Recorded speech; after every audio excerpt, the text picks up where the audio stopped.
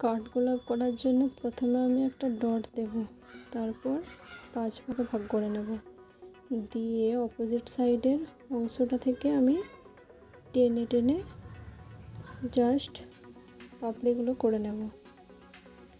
তারপর যে দিকের পাপড়ির লাইনটা বড় সেই দিকের লাইন বরাবর আমি একটা করে প্যারালাল লাইন দেব ভিতর দিকে।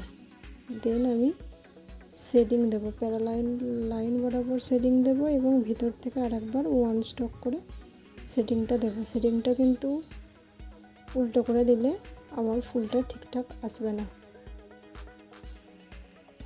তারপর আমি আউটার লাইন বা ফিনিশিং লাইন দেব এবং শেষে একটা ডট দিয়ে দেব।